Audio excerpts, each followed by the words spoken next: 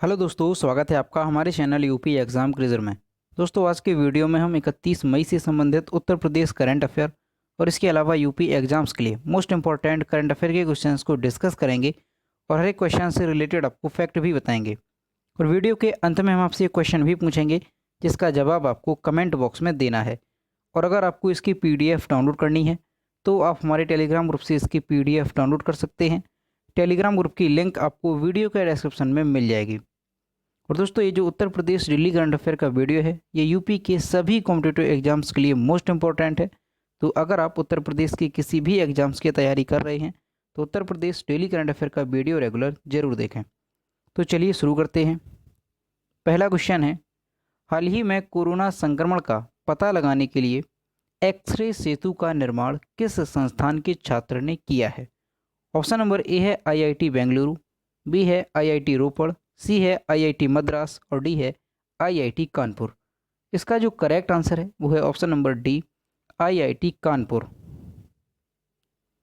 IIT के environment engineering and management के MTech के पूर्व छात्र रहे उमाकांत सोनी ने Indian institute of science AI robotics technology park व निरामय हेल्थ के साथ मिलकर एक्सरे सेतु विकसित किया है।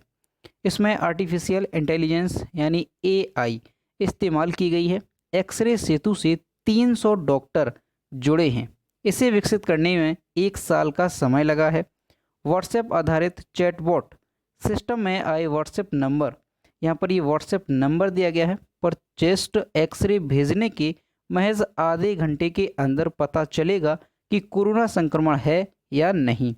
इसके साथ ही फेफड़ों में कितना संक्रमण है, वह कितने संवेदनशील हैं, वह उनकी स्थिति क्या है, समेत 14 बीमारियों की पूरी जानकारी मिल जाएगी। तो दोस्तों, आपको ध्यान रखना है कि IIT कानपुर के एक छात्र हैं, उनका नाम क्या है? उमाकांत सोनी। इन्होंने AI रोबोटिक्स टेक्नोलॉजी पार्क व निरामय हेल्थ के साथ मिलकर एक्सरे सेतु का निर्माण किया है। ठीक है, अब ये जो एक्सरे सेतु है इसमें 300 डॉक्टर जुड़े हैं और इसमें एक व्हाट्सएप नंबर दिया गया है और इस नंबर पर जो चेस्ट का एक्सरा है उसे भेजने पर महज आधे घंटे के अंदर ये पता चलेगा कि उस व्यक्ति को कोरोना संक्रमण है या नहीं, और इसके साथ ही उससे संबंधित कि जो संक्रमण है वो कितना संवेदनशील है और उसकी स्थिति क्या है। इससे संबंधित 14 बीमारियों की पूरी जानकारी इस एक्सरे सेतु से पता चल जाएगी। तो आपको ध्यान रखना है कि एक्सरे सेतु का निर्माण किस संस्थान ने किया है, तो IIT कानपुर के ये छात्र हैं। और दोस्तों, IIT कानपुर की स्थापना कब हुई थी? तो ध्यान रखना है 1959 में IIT कानपुर की स्थापना हुई थी और उसका ध्येय वाक्य क्या है? तो तमसो मां ज्योतिर्गमय IIT कानपुर संस्थान का ध्येय वाक्य है। अगला क्वेश्चन है, हाल ही में उत्तर प्रदेश के किस शहर में फॉरेंसिक साइंस इंस्टीट्यूट बनाए जाने की घोषणा की गई? ऑप्शन नंबर ए है लखनऊ, बी है आगरा, सी है बरेली और डी है वाराणसी। इसका जो करेक्ट आंसर है वो है ऑप्शन नंबर ए, लखनऊ। आपराधिक मामलों के शीघ्र निस्तारण के लिए प्रदेश में एक फॉरेंसिक साइंस इंस्टीट्यूट की आवश्यकता थी, इसलिए लखनऊ में इस इंस्टीट्यूट को स्थापित करने का निर्णय लिया गया। इस संस्थान के शुरू हो जाने से इसका असर फील्ड में भी दिखाई देना चाहिए ताकि अपराधों को तीव्र गति से सुलझाया जा सके। योगी आदित्यनाथ ने शुक्रवार को अपने आवास में Uttar Pradesh institute of forensic sciences एवं डॉक्टर APJ अब्दुल कलाम प्राविधिक विश्वविद्यालय के बीच MOU पर हस्ताक्षर किए। तो दोस्तों, आपको ध्यान रखना है कि उत्तर प्रदेश के लखनऊ में एक फॉरेंसिक साइंस इंस्टीट्यूट की स्थापना की जाएगी और योगी आदित्यनाथ ने शुक्रवार को, कब? तो ध्यान रखना है शुक्रवार को अपने आवास में Uttar Pradesh institute of forensic sciences एवं डॉक्टर APJ अब्दुल कलाम प्राविधिक विश्वविद्यालय के बीच MOU पर हस्ताक्षर किए। अब दोस्तों, अगर लखनऊ के बारे में बात करें तो कई सारे क्वेश्चन हैं जो एग्जाम्स में पूछे जाते हैं। तो सबसे पहला, तो लखनऊ का उपनाम क्या है? तो लखनऊ को नवाबों का शहर और बागों का नगर कहा जाता है। और लखनऊ किस नदी के किनारे स्थित है? तो ध्यान रखना है लखनऊ गोमती नदी के किनारे स्थित है। और दोस्तों, उत्तर प्रदेश की जो राजधानी है वर्तमान में लखनऊ, तो इससे पहले उत्तर प्रदेश की राजधानी क्या थी? तो इलाहाबाद इससे पहले उत्तर प्रदेश की राजधानी थी। और इलाहाबाद से बदल करके उत्तर प्रदेश की राजधानी लखनऊ कब की गई? तो आपको ध्यान रखना है 1921 में। कब? 1921 में इलाहाबाद से बदल करके उत्तर प्रदेश की राजधानी लखनऊ की गई थी। और दोस्तों लखनऊ में कांग्रेस के 3 अधिवेशन हुए। कौन कौन से? 15वां अधिवेशन, 32वां अधिवेशन और 50वां अधिवेशन। और इसमें जो मोस्ट इम्पोर्टेंट है वो है 32वां अधिवेशन। और ये 32वां जो अधिवेशन है वो कब हुआ था? तो ध्यान रखना है 1916 में। कब हुआ था? 1916 में कांग्रेस का 32वां अधिवेशन हुआ था। और दोस्तों इस अधिवेशन में मुस्लिम लीग से समझौता हुआ था, इस वजह से ये अधिवेशन मोस्ट इम्पॉर्टेंट है। और इस अधिवेशन की अध्यक्षता किसने की थी? तो ये भी आपको ध्यान रखना है, अंबिका चरण मजूमदार ने इस अधिवेशन की अध्यक्षता की थी। और दोस्तों लखनऊ का वन डिस्ट्रिक्ट वन प्रोडक्ट क्या है? तो चिकनकारी एवं जरी जरदोजी लखनऊ का एक जिला एक उत्पाद है। और 1857 के विद्रोह में लखनऊ से नेतृत्व किसने किया था? तो बेगम हजरत महल ने 1857 के विद्रोह में लखनऊ से नेतृत्व किया था। तो दोस्तों ये सारे जो क्वेश्चन हैं ये लगातार एग्जाम्स में पूछे जाते हैं, तो ये आपको अच्छे से याद रखने हैं। अगला क्वेश्चन है, किस देश की महिला त्सांग यिन हंग ने एवरेस्ट पर सबसे तेज चढ़ाई करने का रिकॉर्ड बनाया? ऑप्शन नंबर ए है नेपाल, बी है मलेशिया, सी है हांगकांग और डी है भारत। इसका जो करेक्ट आंसर है वो है option number C, Hong Kong. Hong Kong की पर्वतारोही महिला त्सांग यिन हंग ने एवरेस्ट पर सबसे तेज चढ़ाई करने का रिकॉर्ड बनाया। 44 वर्षीय त्सांग यिन हंग ने अपने तीसरे प्रयास में 23 मई को 25 घंटे 50 मिनट के रिकॉर्ड समय में 8,848.86 मीटर और अगर फिट में देखें तो 29,031 फीट माउंट एवरेस्ट को फतह किया है। त्सांग यिन हंग ने नेपाल की महिला पर्वतारोही फुजो झांगमू लामा के नाम पर दर्ज रिकॉर्ड को तोड़कर यह रिकॉर्ड अपने नाम किया। तो दोस्तों ये क्वेश्चन मोस्ट इंपॉर्टेंट है, आपको अच्छे से ध्यान रखना है कि जो माउंट एवरेस्ट है उस पर सबसे कम समय में चढ़ने का रिकॉर्ड जो है वो किसके नाम हो गया है? तो ये हो गया है हांगकांग की ये पर्वतारोही हैं महिला त्सांग यिन हंग, और इन्होंने 23 मई को 25 घंटे 50 मिनट में माउंट एवरेस्ट की चढ़ाई को पूरा किया। और दोस्तों ये किस देश की हैं? हांगकांग की हैं। और हांगकांग की राजधानी क्या है? तो विक्टोरिया। और हांगकांग की जो मुद्रा है वो क्या है? Hong Kong dollar. अगला क्वेश्चन है, किस अभिनेता को यूएई सरकार ने गोल्डन वीज़ा दिया है? ऑप्शन नंबर ए है अक्षय कुमार, बी है संजय दत्त, सी है सोनू सूद और डी है सलमान खान। इसका जो करेक्ट आंसर है वो है option number B, Sanjay Dutt. प्रसिद्ध भारतीय बॉलीवुड एक्टर संजय दत्त को संयुक्त अरब अमीरात की सरकार की तरफ से गोल्डन वीज़ा दिया गया है। संजय दत्त यूएई की तरफ से गोल्डन वीज़ा पाने वाले पहले भारतीय अभिनेता बने हैं। गोल्डन वीज़ा की मदद से अब संजय दत्त यूएई में 10 सालों तक रह सकते हैं। तो दोस्तों आपको ध्यान रखना है कि संजय दत्त ये अभिनेता हैं और ये ऐसे पहले भारतीय अभिनेता हैं जिन्हें संयुक्त अरब अमीरात की सरकार की तरफ से गोल्डन वीज़ा दिया गया है। और अब जो संजय दत्त हैं ये संयुक्त अरब अमीरात में 10 सालों तक रह सकते हैं। अगला क्वेश्चन है, इंडियन ब्रॉडकास्टिंग फाउंडेशन का नाम बदलकर क्या रखा गया? ऑप्शन नंबर ए है Indian broadcasting and digital foundation, B है इंडियन मीडिया फाउंडेशन, सी है इंडियन डिजिटल मीडिया फाउंडेशन और डी है इनमें से कोई नहीं। इसका जो करेक्ट आंसर है वो है option number A, Indian broadcasting and digital foundation.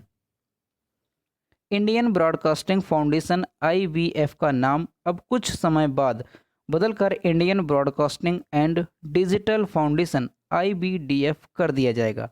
दरअसल IBF डिजिटल स्ट्रीमिंग प्लेटफॉर्म को कवर करने के लिए अपने दायरे का विस्तार कर रही है। यह कदम ब्रॉडकास्टर्स और OTT यानी ओवर द टॉप प्लेटफॉर्म को एक साथ लाएगा।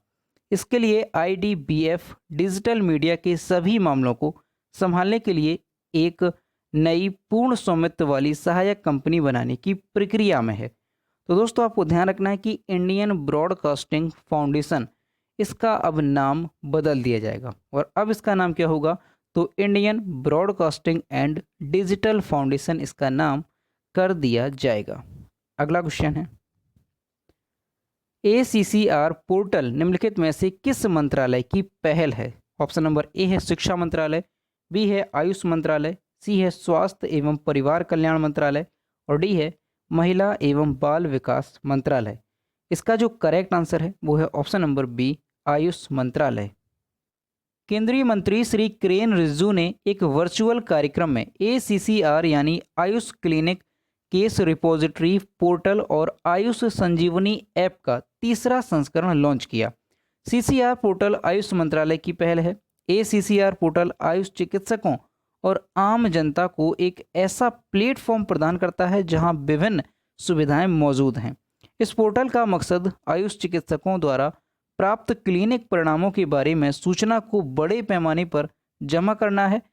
पोर्टल से न सिर्फ सूचना मिलेगी बल्कि विश्लेषण और अनुसंधान को आगे बढ़ाने में भी मदद मिलेगी।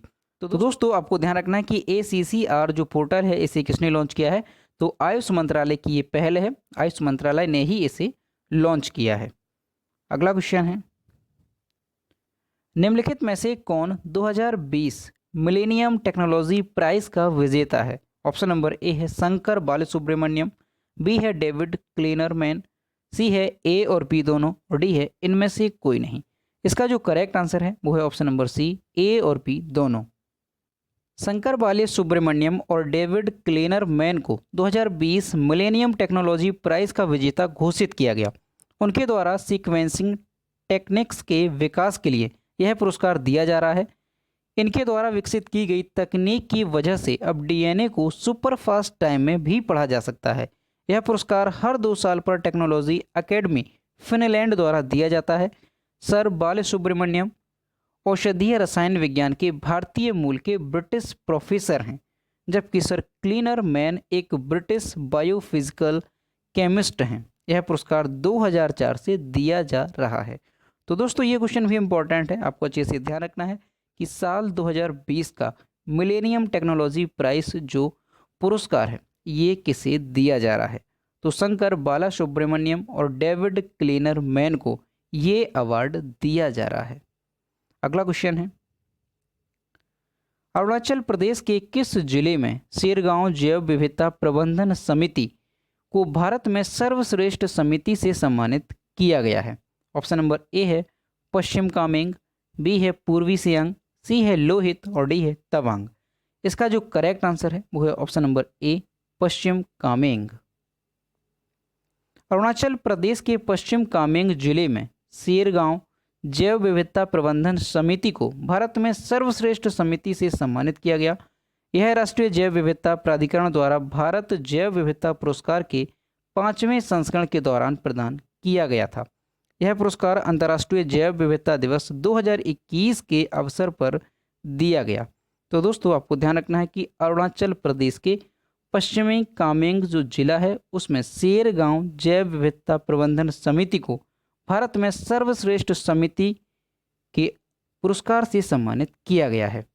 अगला क्वेश्चन है, नेशनल AI पोर्टल किसकी पहल है? ऑप्शन नंबर ए है इलेक्ट्रॉनिक एवं सूचना प्रौद्योगिकी मंत्रालय, बी है नेशनल E-गवर्नेंस डिवीजन, सी है नासकॉम और डी है उपरोक्त सभी। इसका जो करेक्ट आंसर है वो है ऑप्शन नंबर डी, उपरोक्त सभी। 28 मई को नेशनल AI पोर्टल ने एक वर्चुअल कार्यक्रम के जरिए अपना पहला वार्षिक उत्सव मनाया। यह पोर्टल निम्नलिखित की साझा पहल है। किस किस की है? तो इलेक्ट्रॉनिक्स एवं सूचना प्रौद्योगिकी मंत्रालय, नेशनल E-गवर्नेंस डिवीजन और नासकॉम। यह पोर्टल देश और दुनिया भर में से AI से जुड़ी खबरों, लर्निंग, आर्टिकल्स, कार्यक्रमों और गतिविधियों आदि के लिए एक केंद्रीय धुरी के रूप में कार्य करता है। तो आपको ध्यान रखना है कि जो 28 मई को नेशनल AI पोर्टल है उसने एक वर्चुअल कार्यक्रम के जरिए अपना पहला वार्षिक उत्सव मनाया है। अगला क्वेश्चन है, खबरों में रहा एप्पल स्कैब क्या है? ऑप्शन नंबर ए है सेब की नई प्रजाति, बी है सेब में होने वाली एक बीमारी, सी है एक वीडियो गेम और डी है इनमें से कोई नहीं। इसका जो करेक्ट आंसर है वो है ऑप्शन नंबर बी, सेब में होने वाली एक बीमारी। एप्पल स्कैब सेब में लगने वाली एक बीमारी है।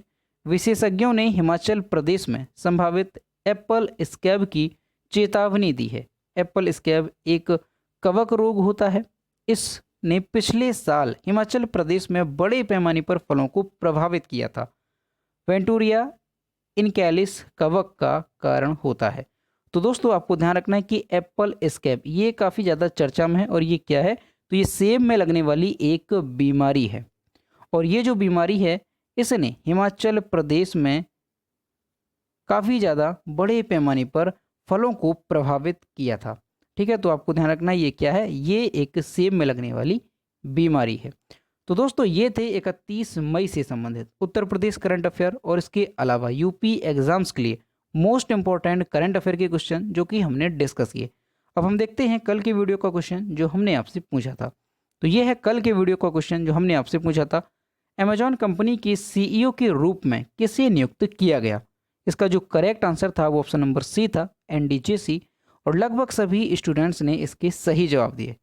और मैं आपसे हर रोज़ कहता हूं कि जो भी क्वेश्चन आपसे पूछा जाए तो सभी लोग उसका आंसर जरूर किया करो। तो ये है आज का क्वेश्चन, किस राज्य सरकार ने अंकुर योजना की शुरुआत की। ऑप्शन नंबर ए है मध्य प्रदेश, बी है हरियाणा, सी है पंजाब और डी है कर्नाटक। तो इसका जो भी करेक्ट आंसर है वो आपको कमेंट बॉक्स में बताना है। तो दोस्तों अगर आपको आज का वीडियो पसंद आया हो तो वीडियो को लाइक करें, शेयर करें और अगर चैनल पर नए हैं तो चैनल को सब्सक्राइब करना ना भूलें। साथ ही बेल आइकन को भी प्रेस करें ताकि टाइम टू टाइम नोटिफिकेशन आप तक पहुंचता रहे। तो मिलते हैं नेक्स्ट वीडियो में। Thank you.